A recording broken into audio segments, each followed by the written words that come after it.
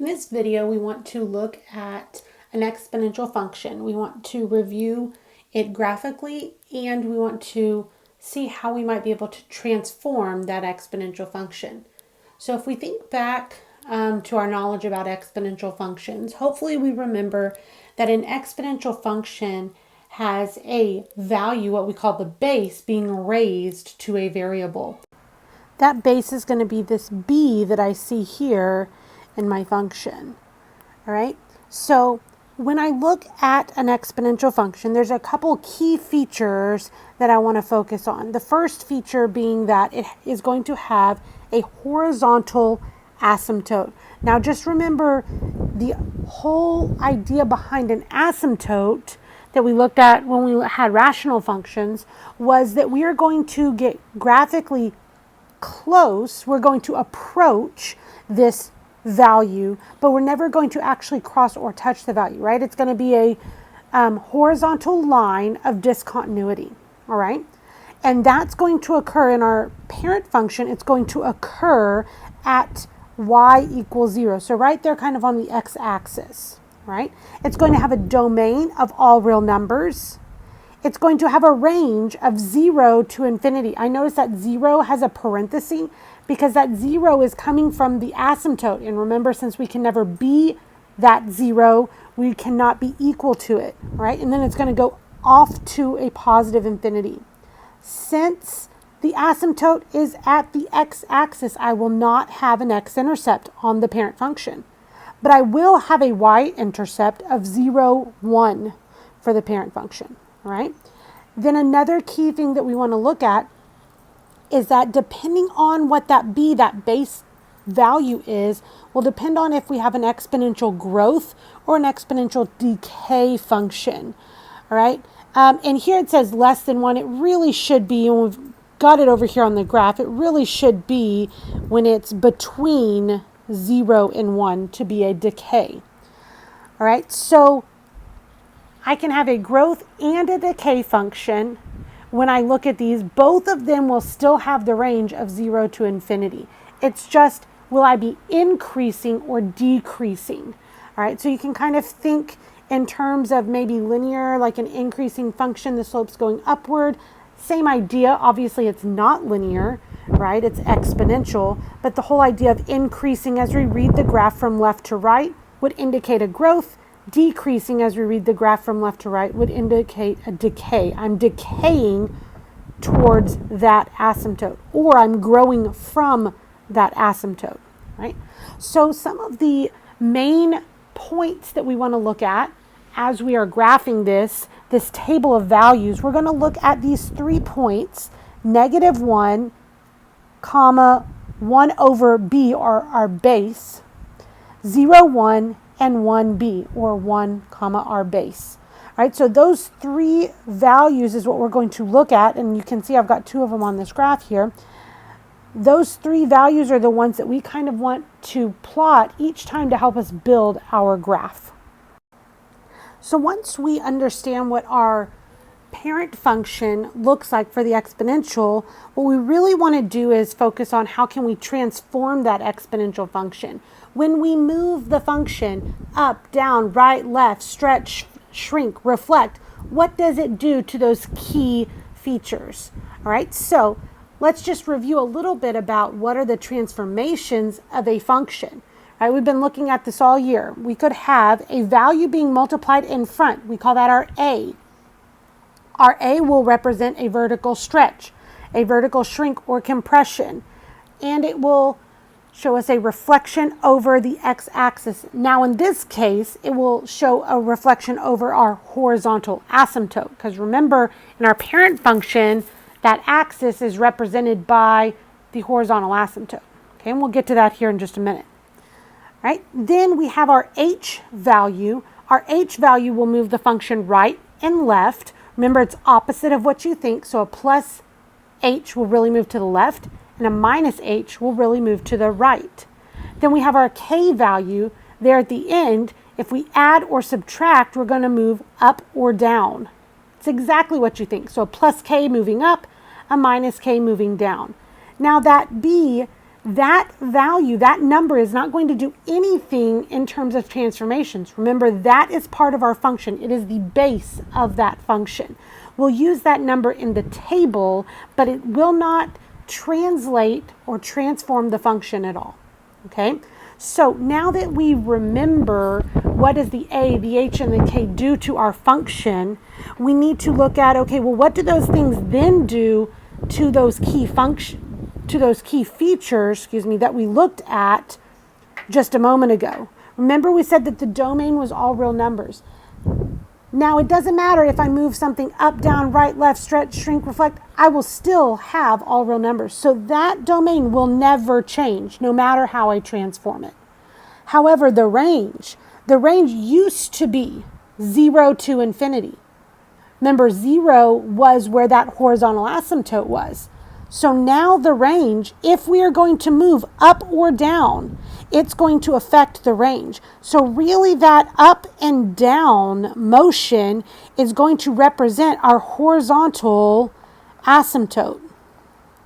And that horizontal asymptote will then affect our range. So really when we think about range, we want to think about, okay, from wherever that asymptote is off to infinity, unless, of course, we reflect. Remember, our A being -1 means that we will reflect. If we reflect, now I'll have negative infinity to that K value. Okay, so that range, depending on two things, depending on the horizontal asymptote and if I have reflected. Right, then we just kind of talked about this, that horizontal asymptote is obviously going to be if we are moving up or down.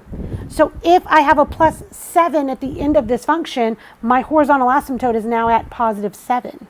If I have a -2 at the end, it would now be y equals -2 for that asymptote. If I don't have anything, then it remains to be at 0 where it originally was. Okay. Then we want to look at the table of values. So we're always going to start with those same table of values, that -1, 1 over b, 0, 1, and 1b. Then what we're going to do is we're going to take all of the motions that we just did, those transformations, and we're going to change those numbers. So that table of values will make a little bit more sense when we get into the examples of graphing. So kind of keep that in the back of your mind and we'll get to it in a little bit. All right, so let's look at a couple examples. We're going to start with baby steps. We're just going to look at the key features first, and then we'll get into doing all of this and graphing it, all right? So just looking at some of our key features. So the first thing that I want to look at is I want to find the domain, the range, and the horizontal asymptote.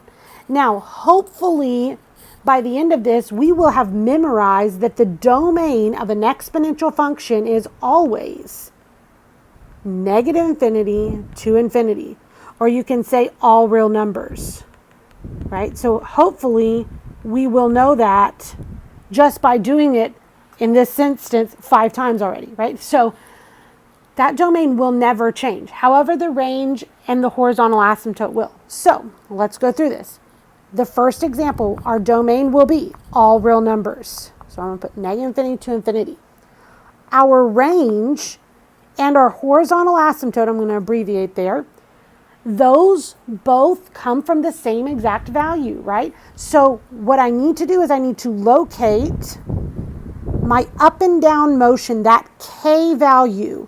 So my K is -5, which means I'm moving the function down 5. Therefore, our horizontal asymptote should be at -5. I did not reflect, which means I will start at -5 and go off to infinity. All right? So those are our key features for this graph. Let's look at the next example here. Again, doesn't matter what it is. I notice it is exponential. The x value, or our variable, is in the exponent, so my domain is all real numbers. Okay? Our range and our horizontal asymptote, I'm going to find the K value, or how I'm moving up and down. This K value is a +3. So it's moving up 3, which means our horizontal asymptote will now be at 3. We did not reflect, so it would stay 3 to infinity. So our next example we see, again, it is an exponential function. My domain is all real numbers. our range and our horizontal asymptote, I'm going to look at the k. I notice, hey, there is nothing being added at the end of that. So I am missing a k, no k, which would indicate that it remains at 0. Just like our parent function, it remains at 0. So our horizontal asymptote is y equals 0. There is no reflection. Remember, I would know that it's a reflection if there was a negative out at the very beginning of my equation. So it's going to remain 0 to infinity for that range. Okay, so that's from an equation. Let's take a look at what about from a graph. Right, so I see that it's a exponential function, right, just by knowing what the shape of that function looks like. So I know that my domain is going to be all real numbers. All right. Now our range and our horizontal asymptote come from where are we leveling off? Okay, so it's not so easy as to, oh, let's look at the end of the equation and what's being added or subtracted. I now have to look off, where does my graph horizontally level off? So it's going to horizontally level off, and I'm just going to kind of draw this line here, and it's going to cross there right at about 1. So I'm going to have a horizontal asymptote at 1. I notice that it has been reflected down. I could also look at this as I read the graph from the left to the right, it is decreasing. So that means I'm actually going to have negative infinity to 1. That's what a reflection would look like. Okay, so that will change my range. Notice that I still have the horizontal asymptote at 1. It's just now I'm using negative infinity in my range. Okay, let's look at the last one here. Again, we see it's the shape of an exponential function. So my domain is going to be all real numbers.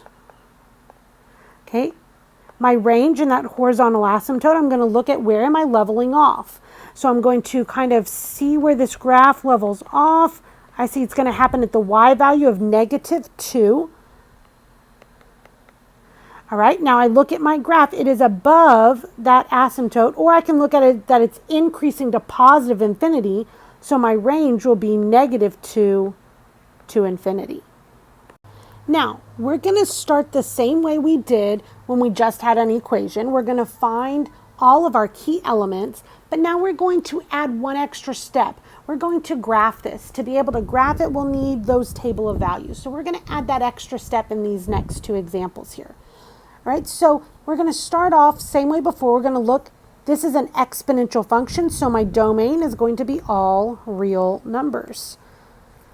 My range and my horizontal asymptote are going to come from this value being added or subtracted at the end. So I see that it's a -1, which means my horizontal asymptote would be -1. There is no reflection because there's no negative out in front, which means that I should have a range of that -1 off to infinity.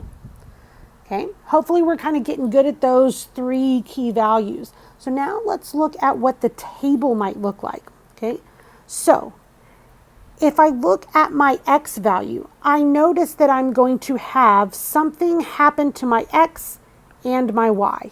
All right, what's happening to the x is that I'm moving to the left 3. Remember, a +3 means I'm moving to the left 3, which means that I should be subtracting 3 every time, right? If I'm moving to the left, I'm going to subtract 3 from my x's. I also notice that I am moving down 1, which means that my y values, I should be subtracting 1. Okay? So I'm going to go from my original points, and then I'm going to move them to this transformation rule. So my original points are going to be -1, 1 over the base. Remember that base is your 2. Then I'm going to have 0, 1, and then I'm going to have 1 the base, which we said was that 2 again. All right, so those values now have to get transformed. The x's have to get subtracted by 3, and the y's have to get subtracted by 1. So let's see what our new values become. All right, so if I have -1 and -3, I get -4. 1/2 - 1 is going to give me a -1/2. We have 0 minus 3 gives me a negative 3. 1 minus 1 gives me 0. 1 minus 3 gives me negative 2. 2 minus 1 gives me 1. So now I've got my table of values. So I'm just going to go ahead and write down my ordered pairs so we know what they are. I had negative 4, negative 1/2. I had negative 3, 0. And I have negative 2, 1. So those are going to be the points that I'll go graph. Don't forget that we also have to approach this horizontal asymptote. We must approach it. So let's see what that looks like. I'm going to put my point negative 4, negative 1/2 on here. I'm going to put my point negative 3, 0. And I'm going to put my point negative 2, 1. Now I'm going to get really, really close. I'm going to level off here at 1. Excuse me, negative 1, right? So that's what my exponential function would look like. Okay, let's try another one here. Let's see if we can get this one going. All right, I'm going to start off. I notice that it's exponential, so I'm going to have a domain of all real numbers. My range and my horizontal asymptote are going to come with what's being added or subtracted. I notice there's nothing, which means that my horizontal asymptote should be at 0. I am not reflecting because I do not see a negative in front, which means I would remain 0 to infinity. Okay.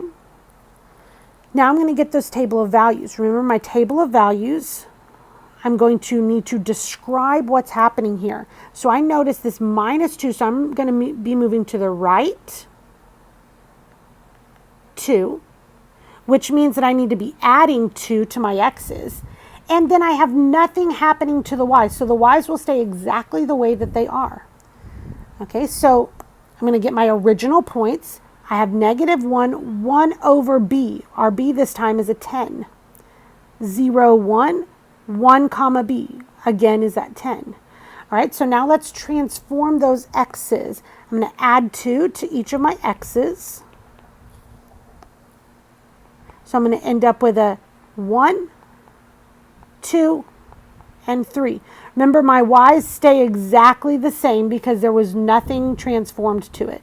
So my ordered pair should be 1, 1/10, 2, 1, and 3, 10. Right? Remember, when I go graph these, I also need to remember that I should be approaching that horizontal asymptote. Okay, so I'm going to approach that horizontal asymptote here. So I'm going to go 1, 1/10, really close there. I'm going to go 2, 1. And I'm going to go 3, 10. All right, and again, I'm going to approach y being 0, so get really close to that x-axis, or that y equaling 0. So hopefully we are now able to graph and transform from either an equation or a graph these exponential functions. Okay, maybe all we want to find is one of the key features. Maybe we want to go all the way through and be able to graph those functions.